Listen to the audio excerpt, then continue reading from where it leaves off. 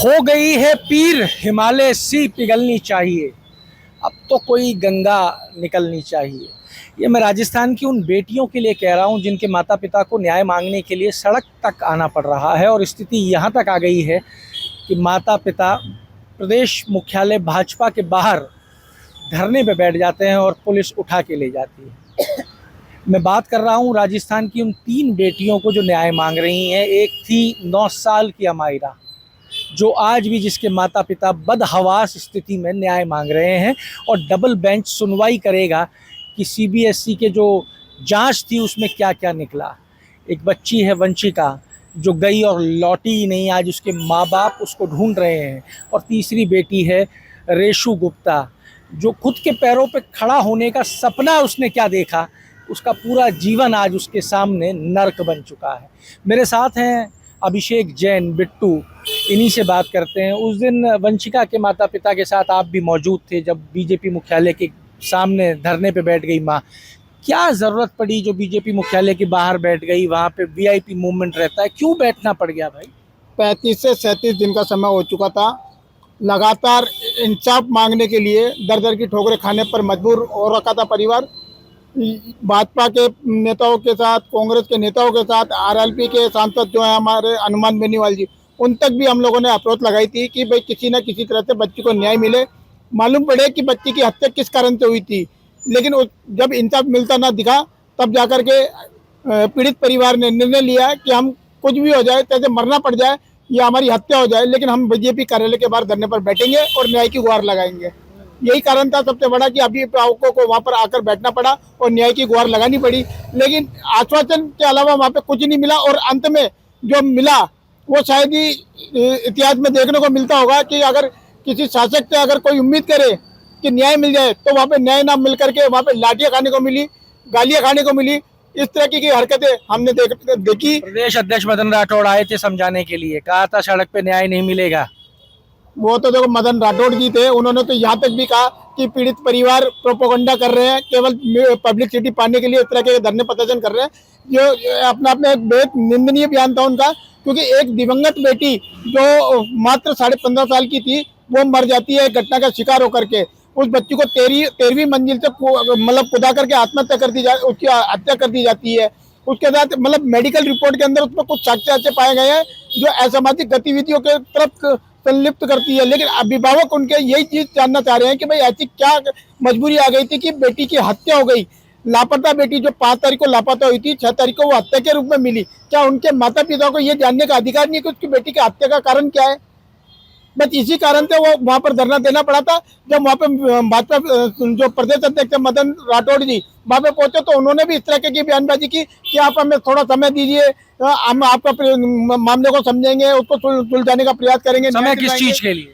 समय इस चीज के लिए कि हम मामले को समझेंगे कि भाई क्या कारण रहा, क्या कारण नहीं रहा। पुलिस से भी वार्तालाप करेंगे, उनसे भी वार्तालाप करेंगे, पता नहीं किन किन से वार्तालाप करेंगे। जबकि पिछले 35 दिन से इस मामले को लेकर के जांच चल रही है। जिस अपार्टमेंट में बच्ची मरी, वो अपने आप में एक इतना बड़ा रिहायशी एरिया था कि वहाँ पर आईपीएस आईएएस जैसे अधिकारी लोग वहाँ पर रहते हैं। केवल वहाँ पर हाई सिक्योरिटी रहती है। हमारा सबसे बड़ा सवाल उसमें यही था कि भाई वो बच्ची जो हाई सिक्योरिटी के अंदर बिना परमिशन जा ही नहीं सकती, वो बच्ची 13वीं मंजिल पर पहुंची कैसे? सबसे बड़ा सवाल यही था कि वो 13वीं मंजिल पर किसकी अनुमति से वहाँ पे पहुंची, क्योंकि वहाँ पे कोई मतलब परिंदा भी पर नहीं मार सकता। उस जगह पर वो बच्ची जो वहाँ पे मतलब किसी भी चीज से परिचित नहीं थी, वो बच्ची वहाँ पे पहुंची कैसे? उसके बाद फिर दूसरा सवाल ये था कि बच्ची 13वीं मंजिल से कूदी, तो छत पर उसके जूते वहाँ पे क्या काम कर रहे थे? कोई भी अगर आत्महत्या करेगा तो क्या जूते चप्पल कपड़े वगैरह खोलने का प्रयास करेगा? नहीं करेगा। लेकिन वहाँ पे उस बच्ची ने जूते खोले, ऐसा बताया गया पुलिस प्रशासन के द्वारा।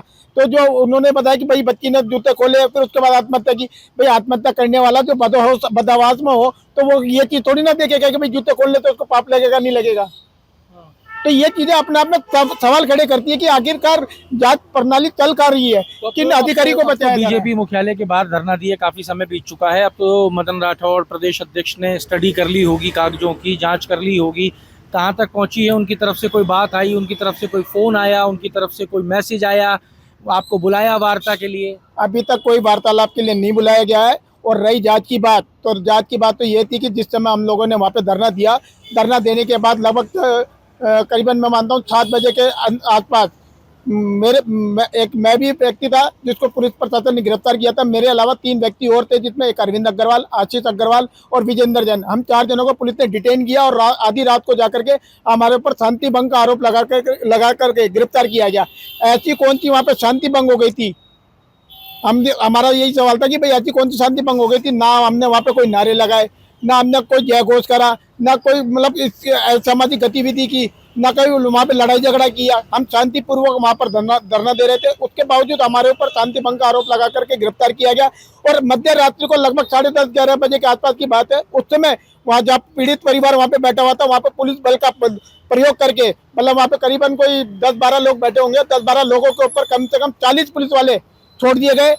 और छोड़ने के बाद उनको लाठियां बरसाई गई, लात घूंसे चलाए गए और जबरन गाड़ी में ठूस कर पूरे जयपुर में 2 घंटे दौड़ा करके उसके बाद जोटवाड़ा क्षेत्र के अंदर उनको छोड़ा गया। तो मुझे लगता है कि बातचीत का कोई दौर नहीं शुरू हुआ, इसके बावजूद भी मैं यही चीज बताना चाह रहा था कि भाई जो मदन राठौड़ जी जो 10 दिन का समय मांग रहे थे, वो उन्होंने अपना काम उसी दिन रात को कर दिया। मैं कहीं ना कहीं इस पुलिस कार्रवाई को भारतीय जनता पार्टी की कार्रवाई मानता हूँ। अमायरा के केस में क्या स्थिति है, कहाँ तक पहुंची है लड़ाई? सर, अमायरा के मामले में सुप्रीम कोर्ट के अंदर और राजस्थान हाई कोर्ट के अंदर मामला चल रहा है। कल उसकी सुनवाई होने वाली है। कल देखते हैं उसमें क्या होता है। अभी 10 तारीख को और 13 तारीख को सुनवाई होनी थी, लेकिन वो कारणवश सुनवाई हो नहीं पाई है। लेकिन अब 15 तारीख को सुनवाई होनी है, जिसमें जो क्रिमिनल ऑफेंस है उसके आधार पर वो कार्रवाई होगी, जिसमें पेरेंट्स की तरफ से 3 मांगे वहाँ पे रखी गई है। जिसमें जो क्लास टीचर थी जिसने बच्ची के साथ लापरवाही बरती थी, जिसकी बच्ची की शिकायतों को अनसुना किया था, उस पर सुसाइड का आरोप लगा करके, मतलब उकसाने का आरोप लगा करके उसके ऊपर जिसके ऊपर 10 साल की सजा का प्रावधान है, उस चीज को लगाने की मांग की है। साथ ही सौरभ मोदी जो स्कूल का संचालक डायरेक्टर है, उनके ऊपर और प्रिंसिपल इंदू दुबे, उनको भी समान कंडीशन में आरोपी बनाने की मांग की है। साथ ही तत्काल प्रभाव से सभी आरोपी जो इसमें आरोपी है उन सभी को गिरफ्तार करने की मांग वहाँ पर कोर्ट के अंदर रखी गई है। अभी तक कोई गिरफ्तार नहीं हुआ है? अभी तक कोई गिरफ्तारी नहीं हुई है, यही सबसे बड़ा सवाल है। कोर्ट ने ये माना है कि बच्ची को उकसाया गया आत्महत्या के लिए, कोई ऐसा इंडिकेशन कोर्ट ने दिया है? सर, बिल्कुल दिया है, कोर्ट ने इंडिकेशन दिया है। क्योंकि सीबीएसई बोर्ड ने जब अपनी जांच कमेटी बिठाई थी, उसमें बकायदा सीबीएसई बोर्ड तक ने स्कूल को आरोपी साबित कर दिया था और 2 साल का बैन लगाया था।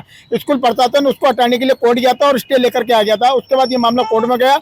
वहाँ पर उसमें सीबीएसई बोर्ड मतलब कोर्ट जज साहब ने कोर्ट ने सीबीएसई बोर्ड को ऑर्डर दिया हुआ है कि जो शो कॉज नोटिस स्कूल को जारी करे, क्योंकि उसमें विभिन्न तरह की खामियां उसमें पाई गई थी जो सीबीएसई बोर्ड के नॉर्म्स के पूरी तरह से खिलाफ थी। उसमें सबसे बड़ा सवाल ये था कि जो शैक्षणिक योग्यता के आधार पर टीचरों की भर्ती होनी चाहिए थी, वही सबसे बड़े कटघरे में खड़ी है आज निजामुद्दीन स्कूल की। क्योंकि जो क्वालिफाइड टीचर भर्ती होती है स्कूल के अंदर, वो क्वालिफाइड टीचर ही भर्ती नहीं है।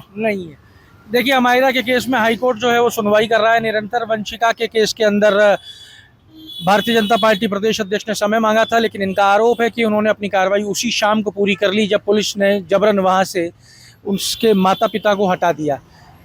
रेशु गुप्ता की आपको पता है, वो सोशल मीडिया के ऊपर आज भी निरंतर मदद की गुहार लगा रही है। फोटो खिंचाने वाले तो उसके पास भी बहुत पहुंचे हैं, लेकिन मदद अब तक कितनी पहुंची है ये कह नहीं सकते। राजस्थान में जहां बेटियों के मान सम्मान के लिए तलवारें निकल जाती थी और एक शीश अलग कर देते थे बेटी की तरफ देखने वाले का, आज राजस्थान को पता नहीं बेटियों के मामले में किसकी नज़र लग गई है।